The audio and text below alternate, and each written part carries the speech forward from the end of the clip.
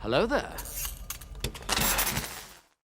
So last episode of The Wire was one of the funniest episodes I have seen. There was some fantastic interactions in that episode, but I feel like that episode was set very early on in the season and in episode 5, and I feel like they're trying to flush all the comedy away for the drama that's to come, in my opinion. I feel like we're going to get hit with something very soon, like a nuclear bombshell of emotions to come in the following episodes, or the drama is going to be really set in motion, and I feel like we're going to have for some tense sequences in The Wire. So what's going on, guys? My name is Elie Moses, a 24-year-old law and film student here from Sydney, Australia, absolutely shooting his shot. Today we are up to episode 6 of The Wire season 2. This one is titled Prologue. We're going to get into the reaction. We're going to have some fun with this thing, and all the Avengers are almost together. The team is almost complete. Let's see if we can complete it with Jimmy McNulty. Let's get into the reaction. Let's have some fun with this thing. Let's smash it. Let's go. I wonder what suit he picked out for the game case. Ain't working out for y'all, huh? Mars is the god of war, right? Planet 2. Well, I know it's a planet, but the clue is Greek god of war. That's intentional. Ares. Having a Greek in there. Greeks called them Ares. Greek gods. Same dude, different name is all. Ares fits. Thanks. It's all good. See, back in middle school and all, I used to love them mitts. Stuff was deep. Truly. Well, Wait, he testifying in the red and black outfit and he's just gonna put a tie on. Oh my god. State calls Omar Little, Your Honor. Nah, man. That's iconic. My man hustled probably the rest of the money and just bought a tie. faggot. Stringer, bro. This is Do the you way. solemnly swear to tell the truth, the whole truth, and nothing but the truth, so help you God? Surely do. This witness is State your name not for the gonna record. be Omar Devon Little. tampered Mr. with. Little, how old are you? About 29. They're about. And where do you About live? 29. No place in particular, man. You're homeless? And the wind, so to speak. And what is your occupation? Occupation. What exactly do you do for a living, Mr. Little? I rip and run. You... I robs drug dealers. And exactly how long has this been your occupation, Mr. Little? Oh, I don't know exactly. About 20 I years. to say maybe about 8 or 9 years. Mr. Little, how does a man rob drug dealers for 8 or 9 years and live to tell about it? Day to time, I suppose. Nah, man, you can't blue ball me like that with the intro. This is gonna be an iconic interrogation scene, or like an iconic court scene. Sorry, I can just tell already. Omar gonna run this joint. He the judge in this scene. Well, I beg your pardon. he really can dictate how this case is gonna go. It don't matter that some fools say he's different. D'Angelo. On Sabatka, very little. He seems to live within his means. House in Glen Burnie, paid off truck, modest savings. Credit history's okay. There's no flash to him. Nothing dramatic. Doesn't sound much like a money man to me. Or maybe he's hiding it. Well, the union is also a little threadbare. They paid the taxes on Union Hall almost a year late, and that was only after they got hit with liens. The books show that there's less than 100 checkers still paying dues to 1514. And that's down from about 300 in the 70s. They're hurting. So where's all this money? So they're running in debt. The IBS hired Bruce DiBiago to lobby Annapolis this session, and through individual officers and union members, they paid about $70,000 to various PACs and Democratic organizations in the last 8 months. They show any of that on their books? Now, we pieced that together from the campaign. Is that like the financials. churches and stuff as And well? that's just what was in the names of the union officers that we cross-referenced. So where's the cash coming from? Drugs? So far, DNRs on the Union Hall phones don't show much. Union business and personal calls, no beepers, and not much in the way of cell numbers or payphones either. Face-to-face meetings. What's with those hand-to-hands? Anything connect? We're buying from a lot of white boys. Kima? Prayers? I want you to start looking at girls. No problem. They're coming into Baltimore. Who's working? Are they club dancing, whoring? We need to plug into that circuit. As for the rest of you, Lester's gonna stay with the paper trail and with the DNRs. looking for connections to the union money. Herc and Carver, you guys keep working the drug corners near the port. Is Herc looking at Russell? Officer Russell here and Buck Moreland are assigned to homicide. But for the time being, they'll be with us, running the port database to a computer, looking for any pattern involving contraband. Questions? Thomas, Beatty. would you like to go to Royal Farms, maybe get a cup of coffee? My man was straight up. He shot his shot straight away. Yeah. I'm Thomas. You want a coffee? I was gonna ask you for panties to make some soup with, but I was afraid she'd take it the wrong way. So you're saying you were at the opposite end of the parking lot when the assailant drew his gun? Thereabout. And do you see the gunman who killed Mr. Gant anywhere in the courtroom today? Hey, yo, what up, Bird? For the record, you are identifying the defendant, Marquise Hilton. It's just Bird to me. And Mr. Little, you had seen him many times before, had you not? Yeah, we jailed together down the cut. Objection, Your Honor. May we approach? Let's see what tricks Levi can. Quite a witness, ain't he? Street said a little cocksucker was on the east side, sticking up some Ashland Avenue niggas. Let's see if Omar's story can hold up. Street, huh? Let's see if he can beat the word on the street. We ain't on the street. We in a court of law. Your Honor. Objection is noted and preserved for the record. Mr. Levy, move on. Thank you, Your Honor. Jurors will disregard that last comment from the witness in which he explained where he had last encountered the defendant. Yes or no, Mr. Little? Prior to the shooting, did you know the defendant? I mean, I knew the man, but it wasn't like we was no friend or nothing. So you would have no trouble recognizing him from a moderate distance, say 20, 25 yards in daylight? Oh, no, no problem. Mr. Little, do you recognize this particular weapon? The 380. That's Bird's gun, the 380. You've seen it before? Bird always flashing that thing. So you'd actually seen it before the day in question? And on the day in question? It was in Bird's hand.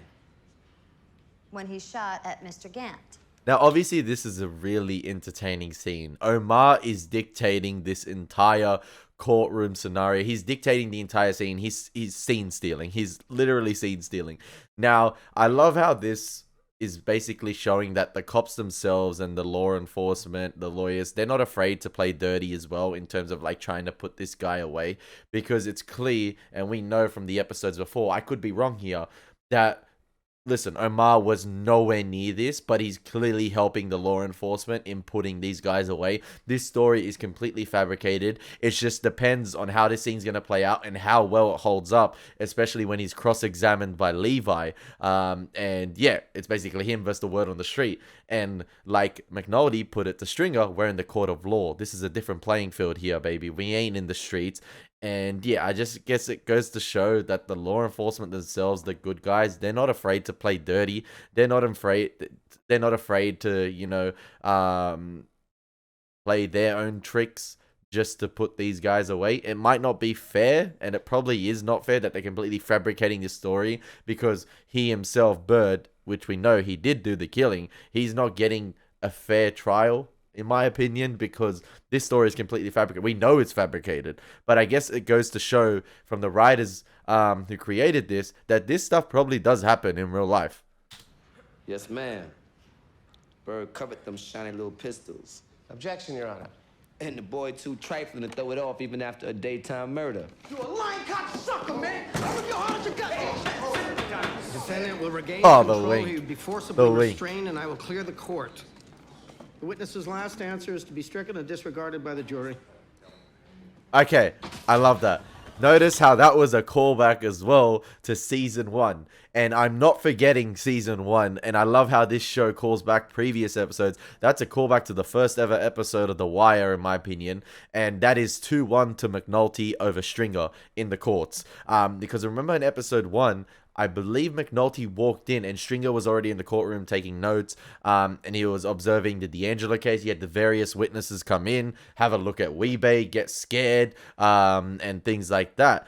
And obviously McNulty was the one to go up to Stringer and say nicely done and walked out. Now in the episode sentencing, I believe McNulty was outside and Stringer came and have a talk with him.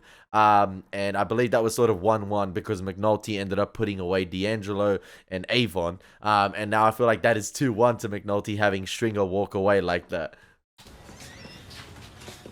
Nico. I feel like Stringer knows that's raps. Ethan is my friend. Drug dealer by the name of Cheese took his car, burned it. Now he's saying he's gonna dust Zig if he doesn't pay. Easy Famaka? Nini Malaka. Yeah, Malaka. Right. Zig fucked up the package. So, you bring us the chemical, we pay, then you pay your debt. You kill Cheese and we're gonna have a fight with his people, right? A year down the road, some nigga sees my cousin coming out the burger shop, putting gas in his car on Central Avenue, no questions, puts a cap in his ass. You're smart, huh? Nico. You're thinking of the long-term consequences of his actions. Look, we don't have the muscle to go talk to this guy, make things right. I was hoping maybe you do. Mr. Little, can I ask why you came forward in this case? I told the police what I know. Were you offered anything in exchange? Like what? Were you arrested? Were you going to be charged with a crime, and by testifying, did the police agree to drop those charges? Nah, man, ain't even about that. How many times have you been arrested as an adult, Mr. Little? Sure, I done lost count. Enough though not to take it personal. Possession of a handgun, possessing a concealed weapon, assault by pointing, robbery, deadly weapon, possession of a handgun again, followed by violation of parole on weapon charges, What about the shotgun? followed by 1 count of attempted murder and use of a handgun in commission of a felony. Attempted That murder. wasn't no attempt murder. There was murder. What was it, Mr. Little? I shot the boy Mike in his hind parts, that all. Fixed it so he couldn't sit right. Why'd you shoot Mike in his hind parts, Mr. Little? Let's say we had a disagreement. He got the jury by the hind parts. Well, you see, Mike thought he should keep that cocaine he was slinging and the money he was making from slinging it. I thought otherwise. So you rob drug dealers. This is what you do. Yes, sir. You walk the streets of Baltimore with a gun, taking what you want when you want it, willing to use violence when your demands aren't met. This is who you are. Why should we believe your testimony then? Why believe anything you say? That's up to y'all, really. You say you aren't here testifying against the defendant because of any deal you made with police. True that. That you're here because you want to tell the truth about what happened to Mr. Gant in that housing project parking lot. Yep. When in fact, you are exactly the kind of person who would, if you felt you needed to, shoot a man down on a housing project parking lot and then lie to the police about it, would you not? Hey, look, I ain't never put my gun on no citizen. You are amoral, are you not? You are feeding off the violence and the despair of the drug trade. You're stealing from those who themselves are stealing the lifeblood from our city. You are a parasite who leeches off Just like you, the man. culture of drug. Excuse me? Look who's talk. I got the shotgun. Got the briefcase. It's on the game, though, right? Yeah, we both do damage with our weapons, baby. And with the economy, Oh, we man, keep that may scene consider going. coming in 10, 20% below asking and still feel competitive. Man, that scene is absolutely fantastic. It could roll on for the entire remaining 40 minutes and I wouldn't complain. It is absolutely sensational. And I love how, I don't know, you come at the king, you best not miss, right? That's a quote from MR. And I love how he's wearing sort of like the white tie and it's like embroidered in gold. I'm not sure if that's meant to signify royalty, as in like the king. And then obviously that's juxtaposed with the black and red he's wearing. And I'm not sure if that's meant to signify as well like his other life, which means like the crime he's involved with and the bloodshed that's happened because of him. So yeah, I love that juxtaposition in the attire and obviously the golden tie, or like the golden and white tie. I'm not sure if that's like meant to signify again that he's the king. And he is the king of that scene. Hamburg Street He's sitting on his throne, baby, in the witness Absolutely. box. I have to admit, I like the house at 1501. Although I didn't like the color of the whirlpool tub and the master suite bathroom. And magenta? Oh, that's cosmetic. If they want to make the cell, they should at least have some amount of couth to change the color. I know it's such a tiny point to harp on. Well, maybe you're right. Maybe we should just keep looking. Oh, that's one way to flirt with your wife. And you think there'll be some new open houses this Sunday? Hey, man, he know what he doing. what are you saying? We think we're going to keep looking. You'll take us around again on Sunday? Oh, definitely. Okay, then. See you Sunday. Early. Great. They're gonna turn around and see this guy flirting with the mannequin, and This isn't going anywhere, Jimmy. Dinner and a movie, then I'll walk you to the door, you shake my hand and tell me to go fuck myself like you did way back when. How about I tell you to fuck yourself here and now, and then you can save that money for someone else? Come on, Elena. Come on, I signed all your damn papers. Give me another shot. Friday. You pay for the sitter. damn, he putting a lot of resources into getting his wifey back. It might detriment his police work. Can't go to my people. If Stringer Bell reaching all the way past Baltimore with this kind of work, then we got a real mystery going on, don't we? Don't worry. No mistakes. Nothing that might come back on you. You sure your people? My cousin up in there, he on it. Yo, he went from Can't DC. stand that go-go shit anyhow. Ain't heard a lie out there. I know a club in Oxon Hill that will wreck y'all. Alright. If I'm around the way. Yo, who are he paying off? What are you doing? So, He outsourcing from Washington? Nursing school right now. good. That's good. Oh, He's Sade. just been pushing me, you know. He does it kind of without you knowing that he's doing it. So anyway, he said that you would be by today to talk about the clubs. About some girls, Russian, or from that part of That's the a world. neat way to bring her back in, 122nd, actually. yeah. You should try this place called Night Shift down off of Hollowbird. I have a friend who works there, and she worked with a bunch of Russian girls last year for about 3 months. Think So- she'll talk to me? Is she dating Lester? I'm not sure. Is she dating Lester? Are they together? Because this does seem like a Lester household. I'm not gonna lie. Like the furniture, it doesn't seem like a Shardine household in my opinion. I could be wrong, but it just seems like a Lester household. Only if I ask her. Thank you, Detective. Nothing further. Anything more on redirect, Ms. Nathan? No, Your Honor. How did Omar do? We didn't see it. Not the cross. That bad? Oh, he did well. So yeah, I can't. What was it with Omar? They used the stinker murder to flip him and use the information he had. Damn. That guy got an Uzi or Mac 10, and they all both do. Yo, they pulled that on mac and cheese. Damn. Looks like Ziggy's off the hook. Oh, they showed their muscle, alright. They showed what the Greeks are capable of. I love that sort of medium close-up shot right there of... You have no problem. No? To start, he wants you to pay 54. Then we talk. He says no. You pay just the 27. Yeah, I saw how you talked.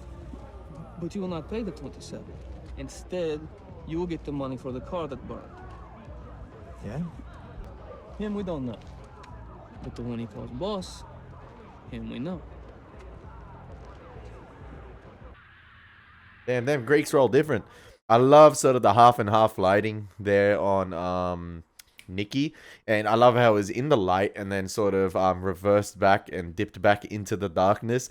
Now, I'm not sure if that's meant to show that...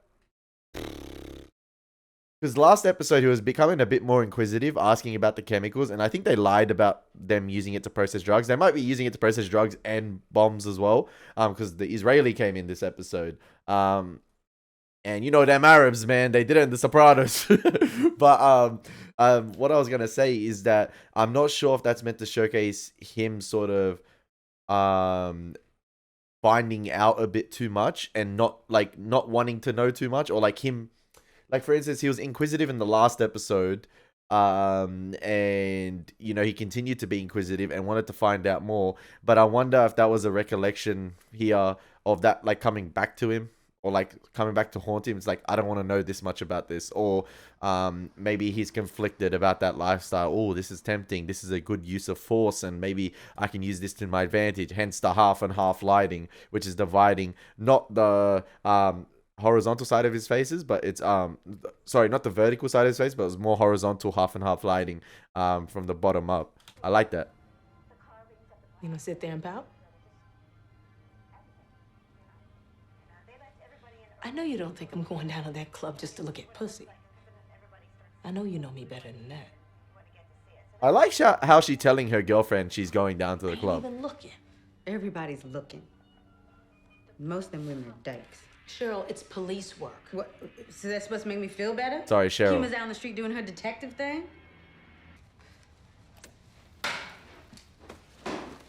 Where you going? With you. Excuse me? Who knows? I might see a little something I happen to like. Oh damn, man! You So can't. all that's on the table. She just doing police Right now, work. there's money in a transpo budget for the grain pier. All Says cans get lost all the time. When they get found, they get put back into the computer. You believe him? Not this can. So what's the plan? Database on this computer has records for every ship that berthed at That's the Patapsco one over the Sergey last 2 failed years. to pick up, You yeah? gotta go back through Because he and knew what find was what up. Other cans might have disappeared like that. See if there's a pattern. Well, how many ships we talking about? Hundreds. There's a big rabbit hole. Ain't like I got a prayer bringing this case in otherwise. That's what I'm talking about. That was your problem. Yeah, you look like you're about to be sick or something. I just can't look at him. Thanks. Ever been to a cheating bar? Yeah, sure. Not with women. You sure you're not gonna have a problem? Presbelisky gay? And I told them club owners straight up. I was here before them hoes got here, and they better make sure. Or he a married man. So, how long? Yeah, he a married man. He got that ring on it. 6 months back was the last batch. You up after the next song? Push my numbers then. I gotta go get paid, honey. You need anything else? You can call me. Help if I can. It's so I'll bad, tell Shorty man. you said hi. She must be doing good, huh, to be out for so long. She must have landed a rich one, right? You her girl? Yeah. I wouldn't let mine come in here either without me. These bitches in here are no joke. Yo, fair play. She a good minor character. I like her. Oh, that's D'Angelo's missus.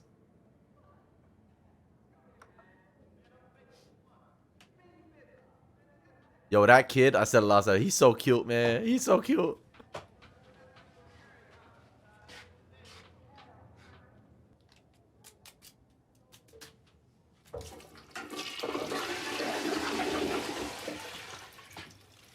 Why are you flushing down the toilet? Was that more cocaine or like evidence of the wrapper that the cocaine was in?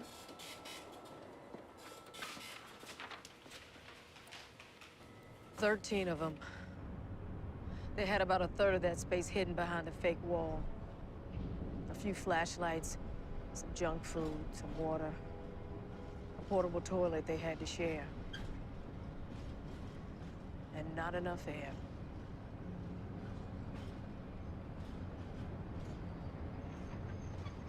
Horrific, man. Horrific.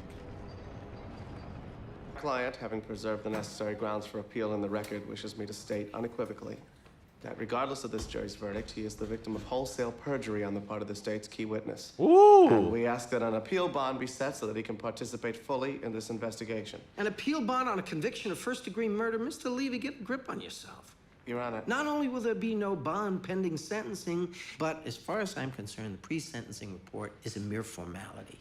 Mr. Hilton has been found guilty of killing a state's witness who testified in this very court. He did so in cold blood and for pay. Unless the pre-sentence report indicates that he is in fact the Messiah come again, he will very likely be sentenced to life, no parole, by a Baltimore judge who for once in his life gets to leave his office feeling that his job actually matters. Mr. Damn. Hilton, are you the second coming of our Savior? Excuse me? Are you Jesus Christ come back to earth? See you at sentencing. He gonna give him life, man. It ain't even a question. Was it good for you too? That's Mr. it. Little? This is good to get out of jail free, one time only on anything up He's to still wearing the aggravated tie. assault. I thank you, ma'am. No, thank you. He just got her a W. Hey, that tie is iconic, man. Now for the ceremonial life fuck. You come sit me down and cut, you punk ass snitch. I shove a shit down your cocksucking throat. You think on it, bird. You think on Brandon while you doing that time, you heard? I'ma say you, man, swear to God. You really see him shoot the man?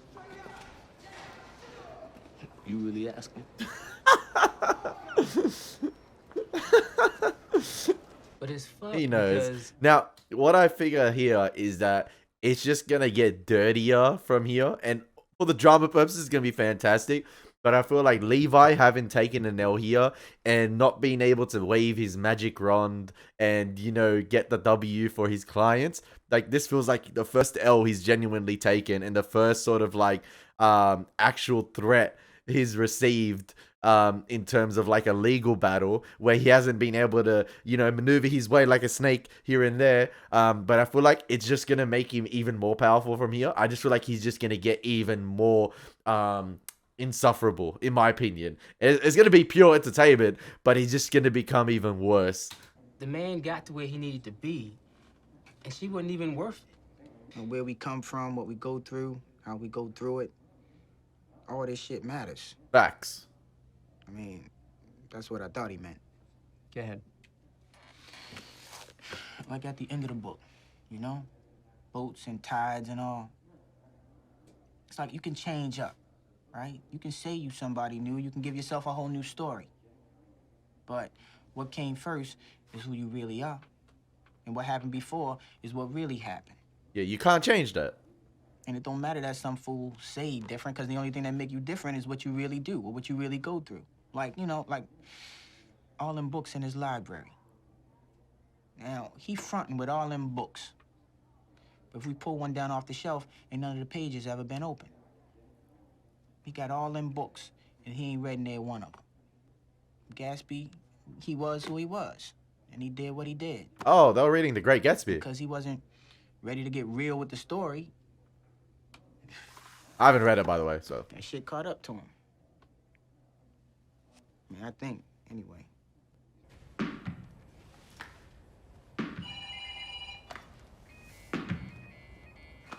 Oh, here we go again. Here we go again. The same system in place. Pertinent or non-pertinent? Tomorrow. I'm back with you tomorrow, Diggsy. You got something else to do today? Yeah, last bit of business. Well, this is your business. This is retirement. And after today, I'm retired. Tоварищ. Sergey. My nigga. Oh, he's back. You're losing weight. Shit. Shit. In this country, supermarkets are cathedrals. I worry for you, buddy. How your people's, dog? Same. It's all connected, man. It's all You talk connected. to the man about that other thing, right? Because I can get behind that business in a big way. We'll talk later. Now another business. Right, right. It's the man with the raggedy-ass Camaro. Wasn't mine, it was my cousin's. Wasn't all that raggedy.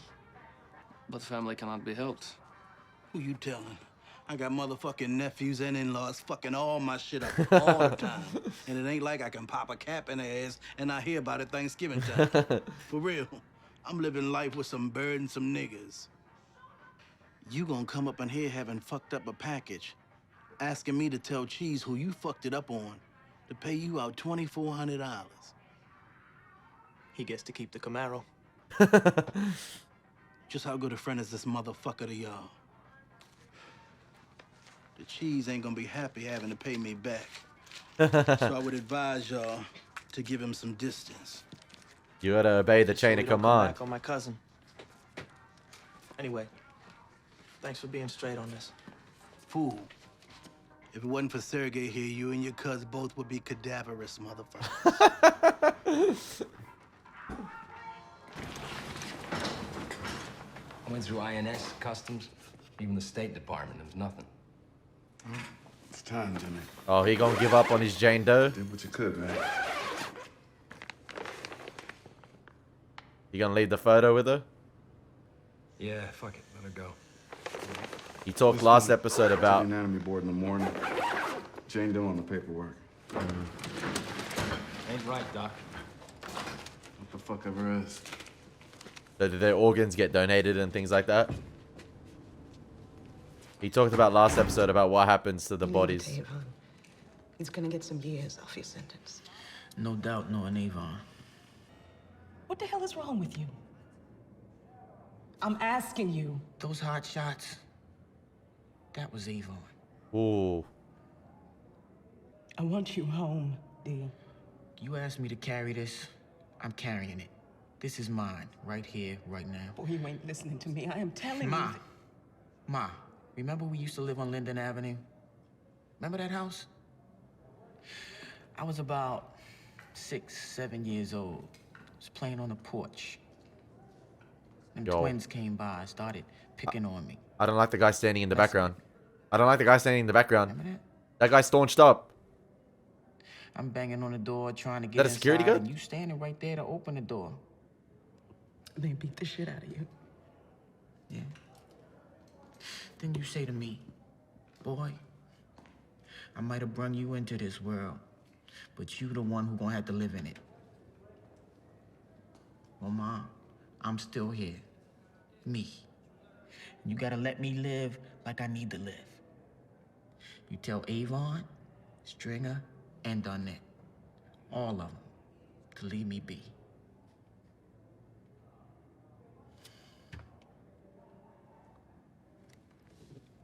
You know, he previously talked about moving on in life and obviously starting a new life and having that second chance. But I like here how he's sort of like, he's sort of acknowledging what happened in The Great Gatsby, or like taking his lessons learned from that. Yo, this guy up to some shady shit, man. Is that guy gonna kill D'Angelo, sorry? Is that the guy Stringer paid off with the guy saying I got some contacts in there? Or got someone staying up in there? 2002. Nah. Tomorrow is another goddamn day.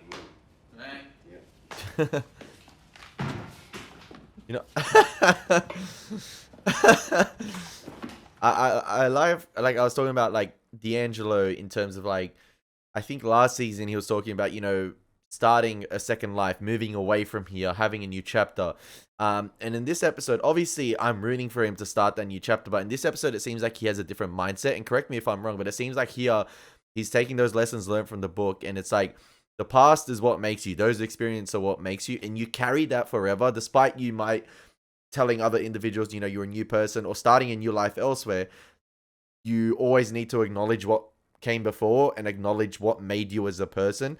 And I like that he's sort of taken acknowledgement for what he's done, you know, the criminal activity he's done, the murder he committed, and he's going to carry that with him, and then obviously do the time, even if it's lessened, and then obviously start his new life afterwards. That's how I see it right there from D'Angelo. Where is the mother fucking Drunk Bunk is hilarious. Drunk Bunk is entertainment.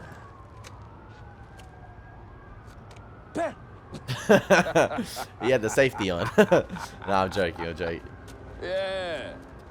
Yeah. I'm dumb, Bunk. Bird is my last piece of old business. Got nothing new. Just trying for an ID on this one.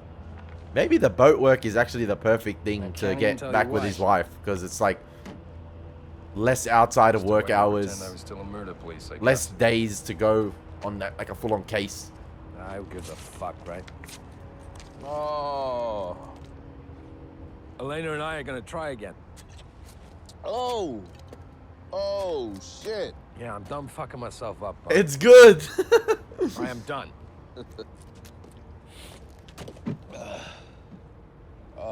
Come on, man. Let's go home.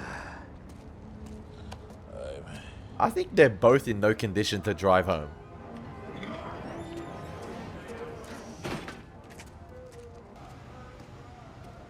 That's one way to address your son. I remember when the Prosecco fell during that windstorm. You remember, right? Killed Fat Rick dead. Yeah, what else you remember? Everything. Everything.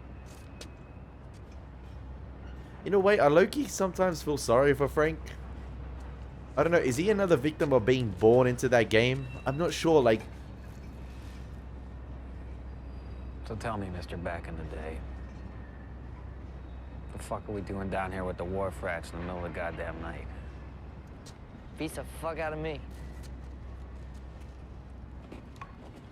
Every one of those At least he's got a Post-its father, is a can man, that to, disappears when it's being offloaded. you know, The yellow slips, lean a they shoulder show up on. again with legitimate cargo intact and are re-entered, so you figure those are honest mistakes. With the pink and the green, those cans never come back.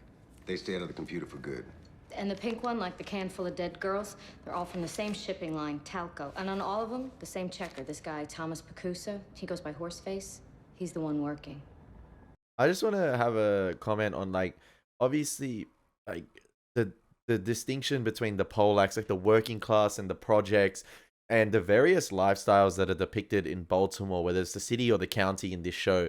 And I'm yet to upload my episode 4 or 5 reaction, and now we're doing 6.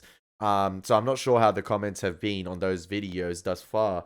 But I just want to say, obviously in season 1, like, it really hits me when you have an individual like Wallace taking care of a bunch of kids, like 5 or 6 of them in the same house, and you get to see the living conditions. And then you have Wallace taken out of the frame, and I'm like thinking to myself, who's gonna take care of those kids? Who's gonna replace Wallace? Is it Poot, or are they just gonna be left to feed off scraps? Like, it's really, really sad. And then here you get the distinct sort of like other side of Baltimore, like, is it the white collar working class individuals? You know, Zeke, like, they're obviously part of various types of criminal activity, and we know what Frank's into, what Ziggy's into, but like, at least Ziggy has sort of like, he has a father to lean on, like he has a father figure in his life, whereas even D'Angelo, we don't see he has a father figure. No, his father's not there. Obviously he has a mother, but like most of the characters in the pits, you know, they're fatherless or motherless. Like even Bodie, he lives with his grandma. Even Wallace, he had to go down south to his grandma or like his grandparents, which is like the next of kin. And it just, I love how the show showcases that in terms of like the lifestyles of the different individuals in Baltimore. You went at him already, right? I know it's probably not important or pertinent, but I feel like it is. That hangover hitting different. Our target is supposed to be Sabatka, right? I mean, on paper anyway. It goes deeper than that. What you're telling me is that it's better than a fair bet that he actually is a target in Bunk's murders.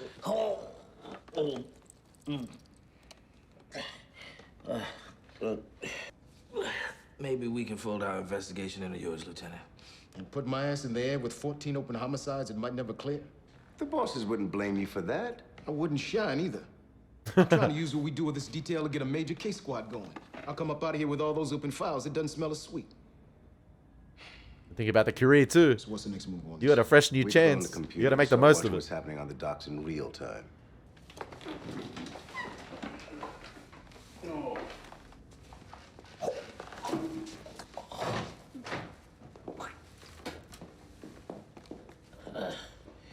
Oh, shit. Yo, D.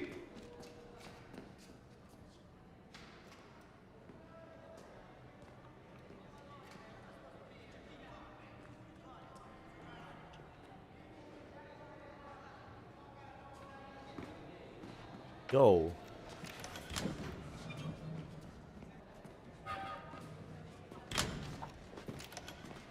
Just wine, huh? I'm not drinking much anymore. No Jamesons? Maybe a quick fuck at the waitress, then. Whoa, whoa, whoa, whoa, whoa, whoa. Okay, I deserve that one too. Even though I'm not doing much of that anymore either. Anything else? I'm sorry, I don't know where it still comes from. I mean, it's been a year, right? You deserve to be angry. She came with ammunition. Well, I retired. Excuse me? Yeah. It's boats, not bodies. On a good day, I catch crabs and count seagulls. That's not you. It wasn't me. It wasn't me not to drink or dog around either.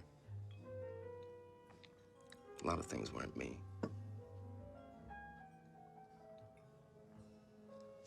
I want another chance.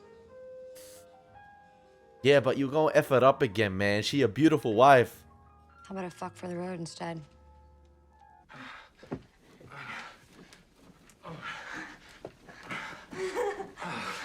That's more than another. That's more than another chance. How about a fuck for the road? You never F on the first date, dude. Come on, man. I don't care if that's like, that's the first date in this new cycle. I love how when the camera focused on Avon there before, it started to pull away slowly. And that pull away transition sort of transitioned into the zoom in of D'Angelo. And that pull away, I guess, was meant to signify the distance between the two. If you want, I will pay you straight. Or, hey, Duncan Bay, in arrow. Pay straight, pay straight, pay straight. I'm out on this. Nick, even if we walk it up to White Mike, we can make 35,000. Nicky, come on, man. I don't know if this is a good idea, man. Just take the money up front. You've already stuffed up a couple packages. Half in cash, half in dope. That's alright. Maybe. You're a smart boy, Nicky. Protect your interest a little bit. Nicky, I can turn that package around, no problem. You've already stuffed up multiple Nicky, times. you don't know. You hear me? I said I fucking got this one. You stay at home and watch cartoons. Let me handle this shit for the both of us, all right? Yeah, Ziggy don't have a good track record with this type of stuff, so he's got to take this lick here. Fucking walking home or what?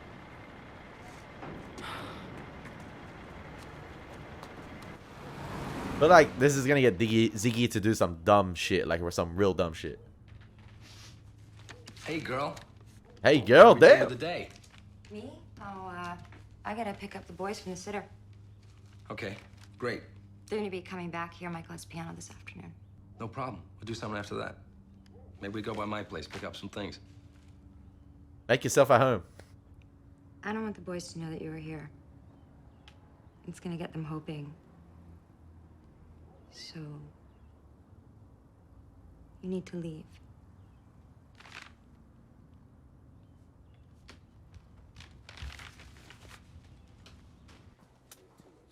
I don't get how you can have some like sort of like real passionate sex Look at and then this just sorry have a shit. bombshell like a minute after. Motherfuckers do not appreciate nothing that comes to them free. I'll take it in the back. Maybe they got some duct tape. We'll fix it. Can this guy lurking behind the bookshelf be any more sus? Look at him! Yep, that's the guy Stringer paid off. Or like outsourced. From the outsourced. Subcontract. He contracted then subcontracted.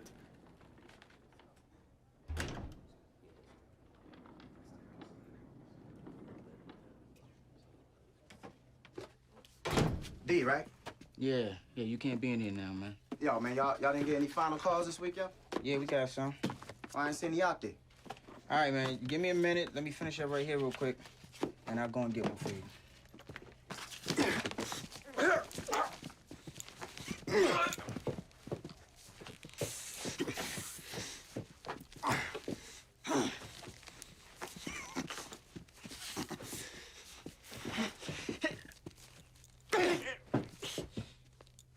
And he probably thinking Avon put the hit on him. Like, one of his last thoughts is probably my uncle did this, my own family.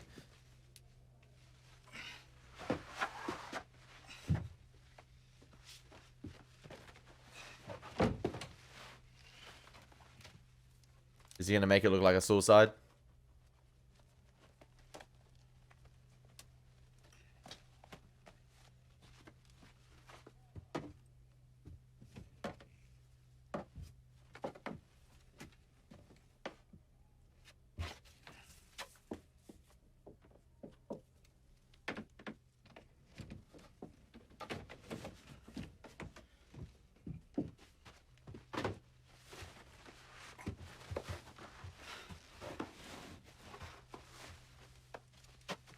Yo, they don't just cut the scene away. They make you suffer with D'Angelo's body right there. Like, they make you watch this guy orchestrating it all. Oh, man. Oh, man. Hey, y'all. What's up? I know you got my motherfucking cigs, young. You trying to carry me, Joe? Oh, man. I'm gonna sit here. Just like that, you can go from like that's sociopathic, man. You can go from like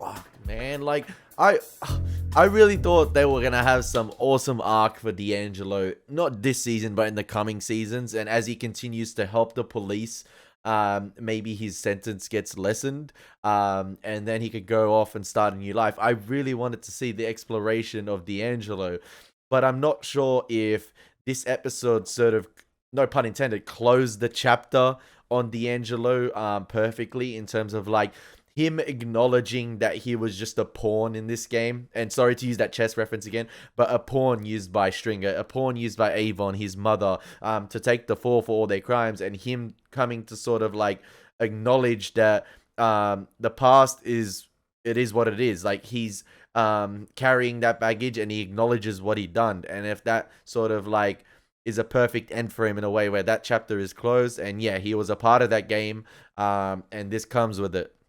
And obviously, did Stringer order the hit because he thought he was going to potentially flip on him, or had already flipped on him and exposed all their organized crime and things like that? Because last episode when he picked up D'Angelo's son, he said something about your daddy bucked us or something along the lines of that. So I think he's sort of under the impression, Stringer, that D'Angelo's not going to play the game with them anymore, and he potentially might flip on them. He's not sort of like succumbing to whatever they want him to do. You know, he's not being the pawn anymore. He's not listening to them. And what's interesting here is the future between Avon and Stringer.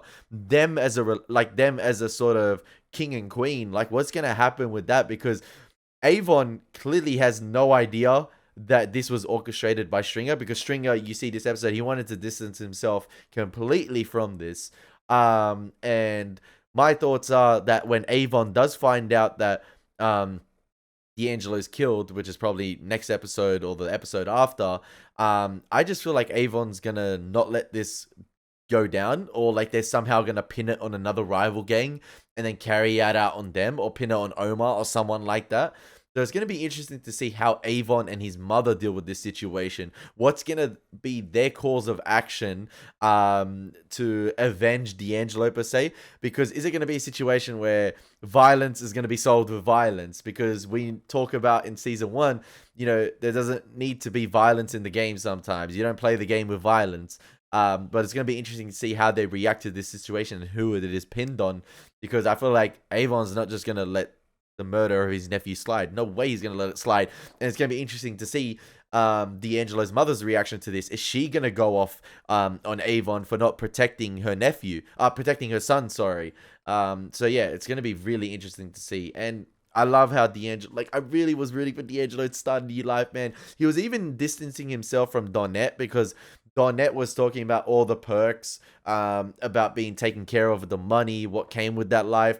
And obviously she was blatantly cheating on him on the side, like sleeping with Stringer. So yeah, like it's going to be very, very interesting to see the fallout of all of this. And yet again, The Wire, you know, honing in on making a scene way more impactful with its use of diegetic sound, not using, you know, music or anything to play with the audience, I guess. It's just the natural sounds that happened on that scene. That's what makes D'Angelo's death more impactful. It's the fact that he was killed like that in broad daylight with no music whatsoever. It was just the sound of like sort of that little library room, and the guy obviously choking him out. And you see D'Angelo suffering in his eyes as he sees the white light, like as he's going out. And then all the more, it hangs on that scene, no pun intended again, and it makes you watch D'Angelo's lifeless body there as the guy sort of sets everything up as a suicide. Oh my gosh. Now, oh yeah, sorry, it was set up as a suicide.